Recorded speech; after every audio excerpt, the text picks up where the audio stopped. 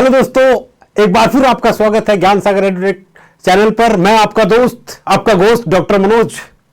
तो चलिए आज बहुत इंपॉर्टेंट टॉपिक पर बात करते हैं जिसका नाम है the French revolution. French revolution, और यह आपने देखा होगा ये चैप्टर आपके एग्जाम पर्सपेक्टिव के हिसाब से बहुत इंपॉर्टेंट है, और स्पेशली यूपीएससी के बच्चों के लिए जो मेंस की तैयारी कर रहे हैं बच्चे, यूपीएससी मेंस, वहां पर जो वर्ल्ड हिस्ट्री में जो आपका सिलेबस है फ्रेंच रिवॉल्यूशन, उसमें बहुत इंपॉर्टेंट भूमिका निभाता है। इसलिए आपको पता होना चाहिए कि फ्रेंच रिवॉल्यूशन का बेसिक कॉन्सेप्ट अगर आपको नहीं पता होगा तो आप यूपीएससी का जो वर्ल्ड हिस्ट्री से जो क्वेश्चन आता है उसको टैकल नहीं कर सकते। इसलिए हमने क्लास 9th का जो वर्ल्ड हिस्ट्री है द फ्रेंच रिवॉल्यूशन वहां से स्टार्ट करेंगे, ताकि आप, क्योंकि हम, आपको पता है कि ये फंडामेंटल कोर्स है, ठीक है, फाउंडेशन कोर्स है, ताकि बच्चा जान पाए, स्टूडेंट जान पाए कि क्या है फ्रेंच रिवॉल्यूशन। तो चलिए देखते हैं इसको क्या इसमें पढ़ना है। तो सबसे पहले देखते थे कंटेंट क्या क्या है। इंट्रोडक्शन की बात करेंगे, फ्रेंच रिवॉल्यूशन के इंट्रोडक्शन की। Then background of the French revolution, कि क्या बैकग्राउंड रहा, क्यों फ्रेंच रिवॉल्यूशन हुआ। And third, causes of the revolution. Fourth, outbreak of the revolution. And 5, France become a constitutional monarchy, कि कैसे एक डायनेस्टी वहां एक इतने दिन से रूल कर रही थी, और वहां जब अपील हुआ तो उस डायनेस्टी को हटा के वहां पर पहले कॉन्स्टिट्यूशनल मोनार्की स्टैब्लिश हुई, और फिर फ्रांस क्या बना, रिपब्लिक बना। तो ये सारा इसमें पढ़ेंगे। राइज ऑफ जैकोबिन्स, कई बार आपने देखा होगा कि जैकोबिन्स क्लब्स क्या हैं, है ना, इन्हीं से क्वेश्चन पूछा है। आप मेंस का क्वेश्चन पेपर उठाइएगा, देखिएगा कि जैकोबिन्स से भी क्वेश्चन पूछा है। France become a republic, then directory rule in France, rise of Napoleon, and important definitions and dates of this chapters, है ना। तो चलिए देखते हैं हम क्या बेसिक्स बात कर रहे हैं, बेसिक्स के बारे में पढ़ रहे हैं। तो सबसे पहले बात करते हैं किसका, इंट्रोडक्शन क्या है फ्रेंच रिवॉल्यूशन। फ्रेंच रेवोल्यूशन आपको पता है कि क्या होता है, जब कहीं कोई सिस्टम में चेंज करना होता है, सिस्टम जैसे गवर्नमेंट का जो फॉर्म है उसको चेंज करना हो तो वो रेवोल्यूशन कहलाता है। ऐसे ही वर्ल्ड हिस्ट्री में the French revolution is the very important chapter, और जिसने एक नई डायरेक्शन दी वर्ल्ड को, कि जहां पर एक डायनेस्टी रूल कर रहा था, बोर्बन डायनेस्टी उसका नाम था। तो लोगों को जब ये फील होने लगा कि बोर्बन डायनेस्टी में जो मोनार्क था किस तरह से प्रिविलेजेस थे उसके पास, और जो लोग टैक्स देते थे उनको किसी भी तरह का कोई प्रिविलेज नहीं मिलता, तो लोगों ने सोचा कि अब कुछ चेंज होना चाहिए। तो जब कंट्री में पॉलिटिकल लेवल पर सिस्टम में चेंज करना हो तो वो क्या कहलाएगा, आपका रेवोल्यूशन कहलाएगा।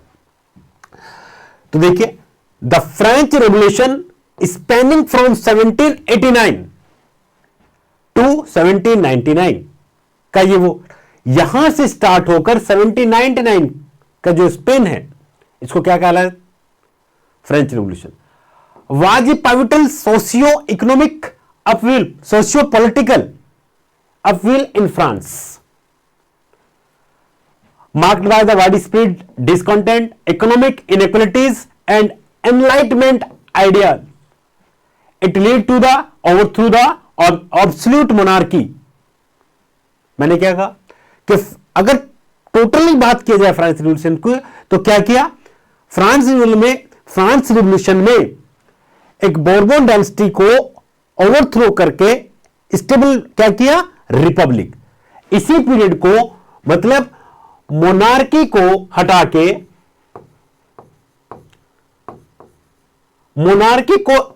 क्या, रिपब्लिक स्टैब्लिश करना, ये क्या है, ये पूरा अगर बात करें ये क्या कहलाता है, ये पूरा कहलाएगा फ्रेंच रिवॉल्यूशन। French revolution.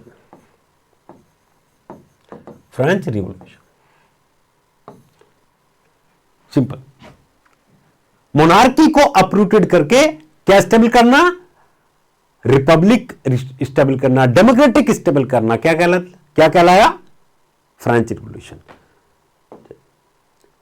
अब बैकग्राउंड क्या है, आपको पता है कि फ्रेंच रिवॉल्यूशन किसी भी सिस्टम को बदलने के लिए कुछ ऐसे बैकग्राउंड होते हैं। तो फ्रांस में भी जो डिवीजन था सोसाइटी का, वो उसने फ्रेंच रिवॉल्यूशन को बढ़ावा दिया। और डिवीजन क्या है, देखिए कैसे सोसाइटी बटी हुई थी 18th सेंचुरी में। फ्रांस की सोसाइटी जिसको स्टेट भी कहा जाता है, और फर्स्ट स्टेट में कौन थे, the clergy people who worked in the church, है ना। तो कौन, जो चर्च में काम करते थे, इन द चर्च, है ना। तो फर्स्ट स्टेट में कौन थे, इनको फर्स्ट स्टेट बोले। फर्स्ट स्टेट एस्टेट क्लर्जी, जिसको क्लर्जी भी कहा जाता था। एंड सेकंड स्टेट की बात करें, जिसको नोबिलिटी कहा जाता था। और सेकंड स्टेट में किंग एंड क्वीन। सेकंड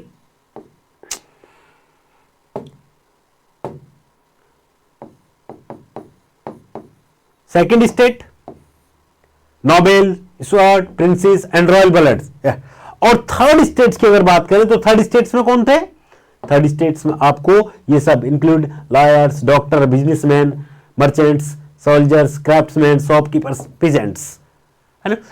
लेकिन समस्या क्या थी, ठीक है किसी सोसाइटी में डिवीजन हो सकता है, चलिए ठीक है कि फर्स्ट स्टेट में आपने क्लर्जी को रखा, सेकंड स्टेट में आपने किंग को रखा।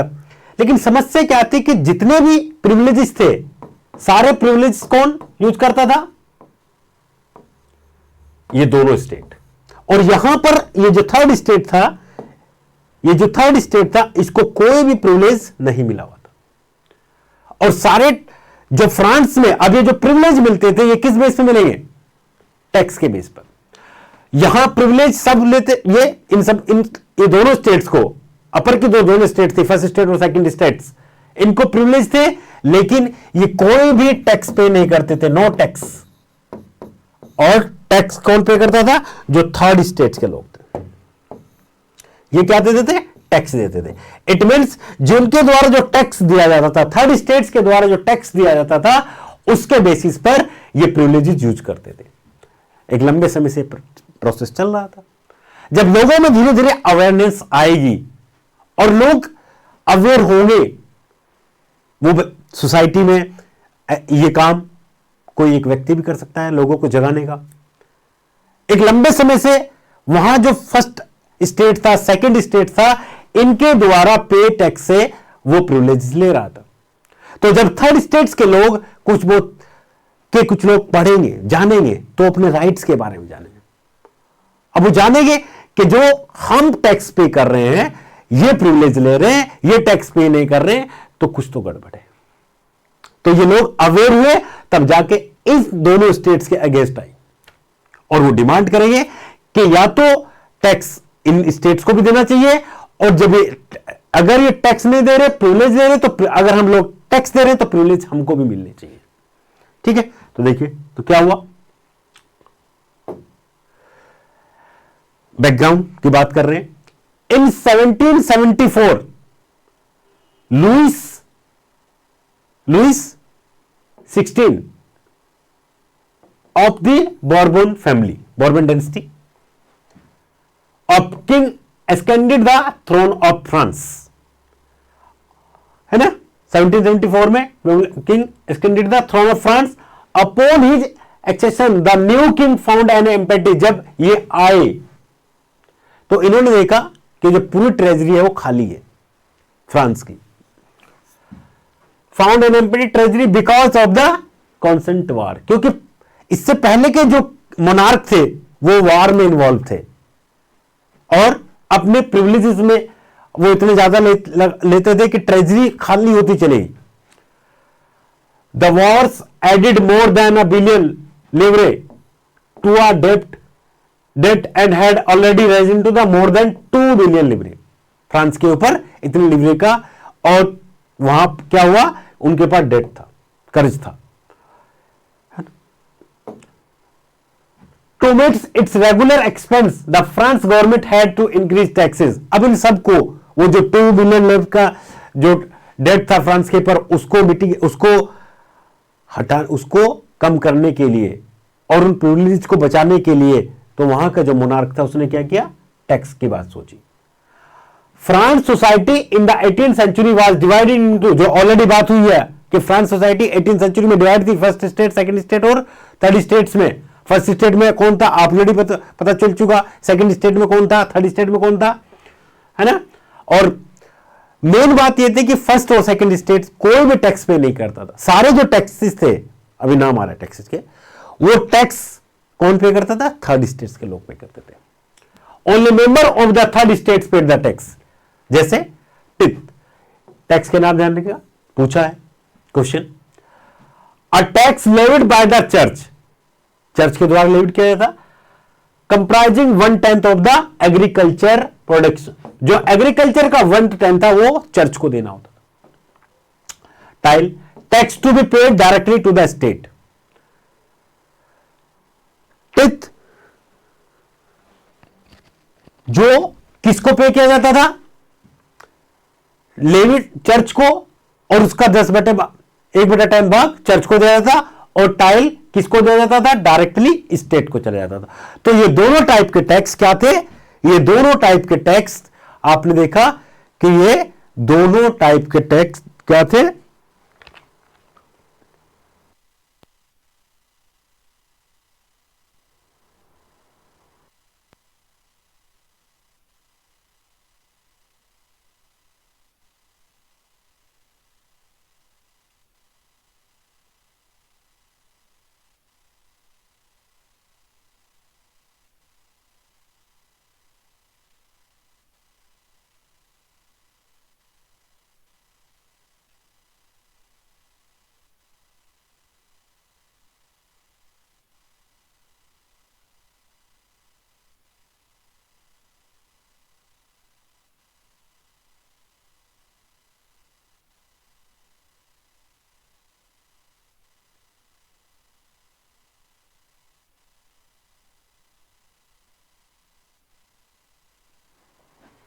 इससे क्या हुआ, ये दोनों टैक्स कौन पे कर रहा है, थर्ड स्टेट्स के लोग। अब मैंने पहले कह दिया कि जैसे जैसे लोग अवेयर होंगे तो लगेगा कि क्यों हम लोग टैक्स पे कर रहे हैं, क्योंकि इन सबका पे करने का फायदा उनको तो हो रहा, किसको हो रहा है, फर्स्ट और थर्ड स्टेट को उसका फायदा हो रहा है। देखिए तो क्या हुआ, द पॉपुलेशन ऑफ फ्रांस धीरे धीरे इंक्रीज हो रही थी।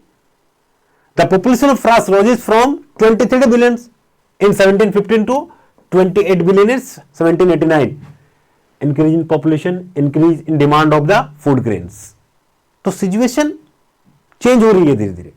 However, production was less compared to the demand. Production बढ़ रहा था, कम हो रहा था, और डिमांड ज्यादा थी, क्योंकि पॉपुलेशन बढ़ रही है। फूड, जब पॉपुलेशन बढ़ेगी तो क्या नीड होगा, फूड ग्रेन्स का नीड होगा। Reason, bad harvest due to the drought and severe winters, इसलिए भी क्रॉप फेल है। So the price of bread which was the staple diet of the majority rose of rapidly. तो आप समझ रहे धीरे धीरे किस तरफ सिचुएशन। अब ये सिचुएशन आप देख रहे कि कहां कौन से ज्यादा इफेक्ट होगा, थर्ड स्टेट्स के लोग। और जब वो इफेक्ट होंगे तो उनके पास कुछ नहीं बचेगा, वो क्या करेंगे, अपील करेंगे। वो लोग क्या करेंगे, जो लोग प्रिविलेज ले रहे हैं उनके अगेंस्ट अपील करेंगे, उनके अगेंस्ट जाएंगे। Worker were employed the owner and they give out fixed wages, this raise the gap between rich and poor even more. इससे बढ़ रहा था धीरे धीरे, क्रॉप फेलियर हो गया, तो जो गैप था अमीर और गरीबी का वो बढ़ता जा रहा था। तो कब तक झेलेगी, एक लिमिट होती ना। और उस पर भी जब अपर क्लास कोई ध्यान न दे रही हो, जो रूल कर रहे हैं कंट्री में वो ध्यान न दे रहे हो, कि वो अपने प्रिविलेजेस के पीछे लगे हुए हो, तो एक समय आएगा कि जो थर्ड क्लास है वो क्या करेगी, अगेंस्ट हो जाएगी। तो देखिए क्या, how a subsistence crisis happens, कैसे, bad harvest, crop failure, scarcity of grain, grain का स्कैरसिटी। जब ग्रेन का स्कैरसिटी होगा, लोगों के पास खाने के लिए भोजन नहीं होगा, तो क्या होगा, राइजिंग फूड प्राइसेस बढ़ेंगे कि नहीं, क्योंकि ग्रेन है नहीं। अब जब तक फूड प्राइस बढ़ रहे हैं तो जिन लोगों के पास पैसा है, रिसोर्सेज हैं, तो वो तो अफोर्ड कर लेंगे, है ना। जिनके पास नहीं है तो क्या होगा, poorest can no longer buy it, ज्यादा तो कितने दिन तक खरीद पाएंगे, जो गरीब लोग हैं, जो लिमिटेड पैसा जिनके पास, उससे सिचुएशन क्या होगी, फूड राइट्स होंगे, वीकर बॉडीज हो जाएंगे, फीड मतलब फूड के लिए दंगे होंगे, साथ में disease and epidemic, increase number of deaths बढ़ेंगे। अब जब इस तरह की सिचुएशन होगी तो समझ लिए कंट्री में क्या दिन शुरू होने वाले हैं, है ना, कि जो रूल कर रहा है उसके अगेंस्ट लोग होंगे, है ना। तो धीरे धीरे क्या है, a growing middle class, middle class कौन, वही थर्ड स्टेट के लोग, धीरे धीरे वो ग्रो कर रहे हैं, कुछ पढ़ लिए उनमें से करके वो अपने राइट्स को जान रहे हैं। तो क्या हो, rise of educated middle class who believed no group in the society should be privilege by birth. जब वो पढ़ रहे हैं, पढ़ के जान गए हैं कि सोसाइटी में किसी को भी बाय बर्थ, सिंस बर्थ क्या होना, उनको प्रिविलेजेस नहीं मिलने चाहिए, है ना। और आपको पता है कि पहली और दूसरी स्टेट के लोग बाय बर्थ उनको क्या मिल जाता था, भले ही चाहे कोई कुछ करे ना करे, लेकिन वहां पर फिक्स था कि आपको उन लोगों को क्या, वो टैक्सेस देने नहीं और प्रिविलेज सारे यूज करेंगे। लेकिन जब मिडिल क्लास धीरे धीरे ग्रो कर रही थी, पढ़ रही थी, तो जान रही थी कि नहीं ये गलत है। Rather a person social position must depended on it. These ideas were put forward by John Locke, और ये फिलोसफर जिनका रोल वेरी इंपॉर्टेंट रहा अवेयरनेस स्प्रेड करने का, किसको, मिडिल क्लास को, थर्ड स्टेट्स के लोगों को, John Locke, J Rousseau and Montesquieu. इनके कुछ John Locke two treatise of government, J Rousseau the social contract, और Montesquieu the spirit of the laws, है ना। तो ये फिलोसफर्स हैं जिन्होंने, जो थर्ड स्टेट्स के लोग हैं, मिडिल क्लास के लोग हैं, उनको अवेयर किया कि जो पहले स्टेट्स के लोग हैं, पहले और दूसरी स्टेट्स के लोग हैं, वो आपके टैक्सेस को प्रिविलेज ले रहे हैं, और थर्ड स्टेट्स या मिडिल क्लास क्या हो रही है, डे बाय डे उसकी कंडीशन वर्ज होती जा रही, पैथेटिक होती जा रही है। तो फिलोसफर्स का बहुत इंपॉर्टेंट रोल है। आप इंडियन इंडिपेंडेंस में भी आप देखोगे जो फिलोसफर्स रहे, उन्होंने क्या रोल, है ना, प्ले किया, और उन्हीं की वजह से लोगों के अंदर अवेयरनेस आती है, ठीक है। तो ये फिलोसफी में उनका रोल रहा, लॉक, इन सबका रोल। और अब उसके बाद आप देखोगे क्या कंडीशन रही spread of the philosophical idea, जैसे discuss in cell and coffee houses, discuss होते थे इनकी बातों को सैलून्स में, कॉफी हाउसेस पे बैठकर, प्रिंटेड बुक्स एंड न्यूज़पेपर पढ़े जाते थे, जो लिखते थे किसके बारे में, जो तीनों स्टेट्स के बारे में, कि जो पहली स्टेट्स है और सेकंड स्टेट है किस तरह के प्रिविलेज ले रही है, और थर्ड स्टेट की क्या हालत है। Read about groups who could not read and right, उनको पढ़ के सुनाया तो पढ़ नहीं सकते थे, लिख नहीं सकते थे। तो ये रोल ऑफ फिलोसफर रहा, ठीक है। तो ग्रेट फियर, तो इस तरह से और आगे बढ़ेंगे। तो चलिए, अभी तक के बारे में हमने एक केवल इंट्रोडक्शन दिया है, इस क्लास को बाद में कंप्लीट करेंगे। चलिए, थैंक यू सो मच।